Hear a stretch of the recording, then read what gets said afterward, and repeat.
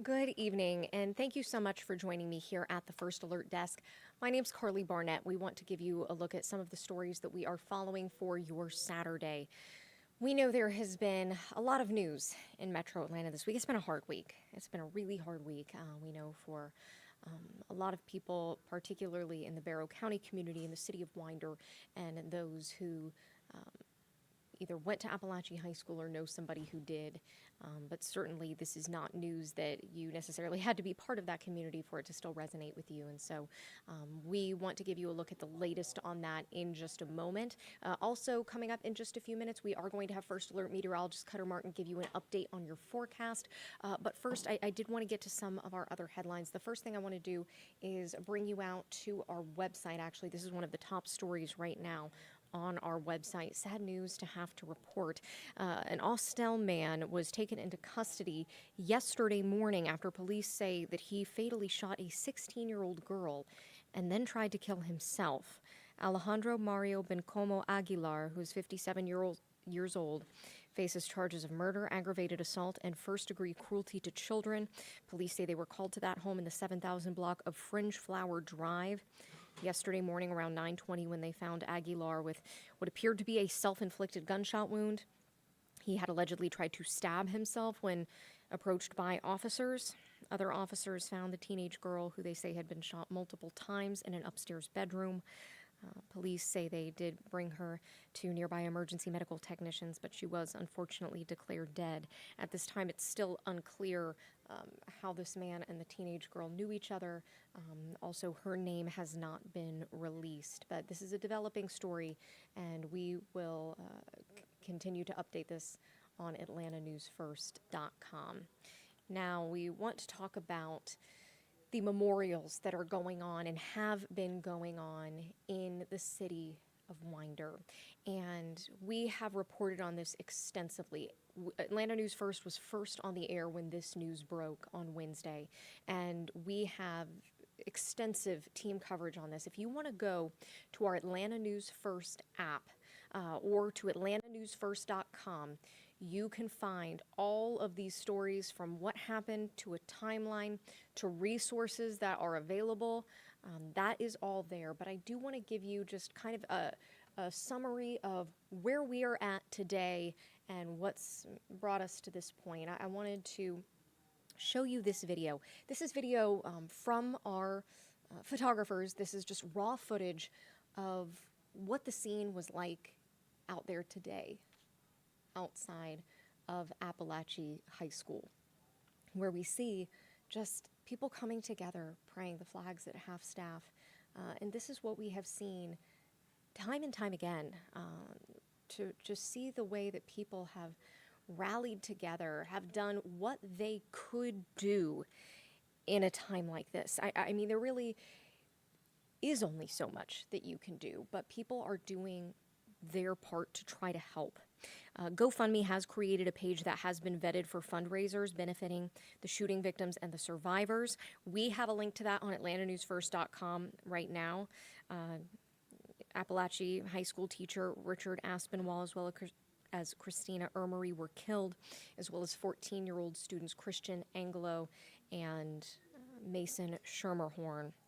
The suspect and his father, both appearing in court yesterday. 14-year-old Colt Gray has been charged with 4 counts of felony murder. His father, Colin Gray, also facing a number of charges, all tied to the fact that he allegedly bought the firearm for his son. So we want to focus on the victims and the efforts that are being done to try to help. So we have a full list of all of these on AtlantaNewsFirst.com, but one of the fundraisers is from Victims First, a California-based organization started by mass shooting survivors that raises money for shooting victims all across the country. They are asking for $200,000 that they say will go directly to those impacted by the Apalachee High School shooting. Fundraisers have also been verified for 14-year-old Christian Angelo and Mason Schermerhorn, as well as Richard Aspinwall. He was a teacher and as well as a football coach. Last night, our reporter Blake Devine was at their rival football game that was supposed to happen, that Richard Aspinwall was supposed to be there, and instead the rival high school actually holding a prayer vigil instead. So students coming together to show support and solidarity. The Barrow County Community Foundation also raising money for those impacted. Others are raising money in different ways. Through bows that are being created. A flower shop says they can't keep up with the demand fast enough from people being able to buy bows or flowers to try to show their support. A chaplain with the Billy Graham Rapid Response Team, a nonprofit that works to provide spiritual and emotional support in these times of crisis. They traveled to Barrow County to help deal with the tragedy. Even all county towing and a team of drivers there going to tow the vehicles from the school property from parents that left their vehicles on the side of the road to run to the school to try to run after their children. They said they didn't want to have to put these families through the trauma of having to return back to the school.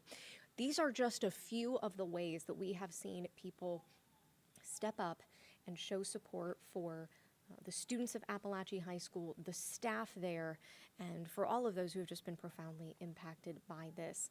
And unfortunately, when a situation like this happens, we know from the Atlanta division of the FBI as well as the GBI, they've put out a statement saying that they traditionally see a rise in these so-called hoax-type calls. In fact, though, they say that this has been more than they've seen previously with students allegedly making threats as a joke. And just today, the Roswell Police Department said that they arrested a 14-year-old student in connection to online threats made against Elkins Point Middle School. They say that they received the tip from multiple concerned community members. And this was allegedly posted on an Instagram account. Eventually, officers say they were able to trace that to a home in Roswell where they identified a 14-year-old student who admitted to posting the threat as a joke. And during the investigation, detectives searched the home, finding and seizing a replica pellet gun, which they say had been displayed in that original threat. The juvenile was arrested on charges of terroristic threats and acts and domestic terrorism and taken to the Metro Regional Youth Detention Center. This is one instance of this. This is the latest instance happening in Roswell. There have been several other situations like this. So law enforcement wants to remind you that these threats are not funny. They are not a joke. They come with serious consequences, and they come with charges. Shifting gears a little bit here, talking about a different kind of memorial. We're headed out to Truist Park, where they were honoring the victims of 9/11 with a memorial stair climb. And the Atlanta Braves hosted Patriot Day 9/11 Memorial Stair Climb at Truist Park.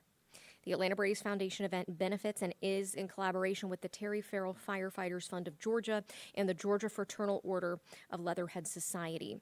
So in tribute to the 343 firefighters who lost their lives during the tragic events of 9/11. What I'm showing you now, this is just raw video from our photographer's camera capturing that very powerful scene where they start to descend the stairs and all walk in unison, all walk in memory of those lives lost.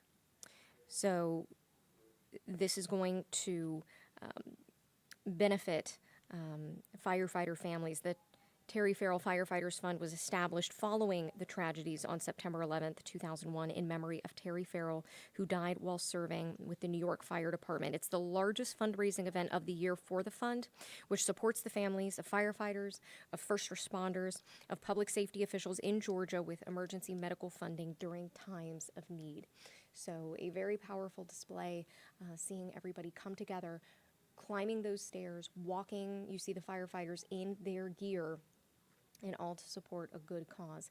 But you didn't even need to be a first responder to take part. The public was also invited to attend if they registered in advance. There was also a symbolic missing man formation flyover that was performed by the Commemorative Air Force Air Base in Georgia, among many other poignant and special moments. So I know that we've had a lot of heavy news, a lot of tough things to cover, but I do want to go ahead and give you a live look outside because we want to focus on some brighter days ahead, don't we? We want a moment of just to kind of breathe and take it all in. And First Alert Meteorologist Cutter Martin is joining us now with a really pleasant weekend, actually, Cutter. I know. I walked outside, took a walk outside purposefully, and even wearing the suit, not feeling bad. with temperatures in the now upper 70s across much of North Georgia. Even the city of Atlanta, we're starting to cool back, and it was still a warm afternoon. Temperatures managed to peak in the mid to upper 80s across North Georgia and metro Atlanta in particular. It was kind of, that warm in the city. You get a little further north, mountains did stay in the 70s, some of those areas at least. So it was a gorgeous day to kind of summarize it, and more nice weather is in the forecast as we get into the day tomorrow. In fact, tomorrow looking even nicer than today. Temperatures not peaking as warm as they did today, staying in the lower 80s, and thus tomorrow evening into Monday morning will be noticeably cooler. Even tonight into tomorrow morning, you will feel the difference. So again, thank you for sticking with us, for watching. I'm First Alert Meteorologist Cutter Martin. We're streaming live right now. Many platforms. Atlanta News First on YouTube is one of those, and one place that you can ask your weather questions, address any comments, concerns that you may have. And if you have any of those, you can go there, or 470-777 WANF. You can text us again, 470-777-9263. Getting right into that First Alert forecast. Again, thank you for tuning in and for watching. A reminder, we did have our early evening newscast preempted. We will be on at 10, Atlanta News First on Peachtree TV, Atlanta CW affiliate, and then back on Atlanta News First, WANF, CBS, here in Atlanta at 11 p.m. Outside right now, as mentioned, we are cooling. Apalachee already down to 65, Helen already down to 70, and temperatures in the city already back in the upper 70s. And I will say, you can feel it outside. It feels absolutely wonderful. Hanging on to lower 80s in Griffin and LaGrange, Athens as well, 82, though not for long. Temperatures continuing to cool as we get deeper into the evening hours, and that is kind of the moral of the forecast. Temperatures do trend cooler very quickly, not even officially, basically officially right now, sundown, though there's still rays of light outside. I think as soon as we get to, 9, 10 o'clock, temperatures cooling at a quicker clip. And out the door tomorrow morning, much cooler. 66 in Atlanta. We were a few degrees warmer than that this morning. 55 in Apalachee, 58 in Helen, 60 in Canton. Carrollton, 59, 58 Rome, 64 Gainesville, 67 in Eatonton. So good little range in temperatures across the area tomorrow morning, and that's because the cooler, drier air is really just starting to filter in tonight into the start of the day tomorrow.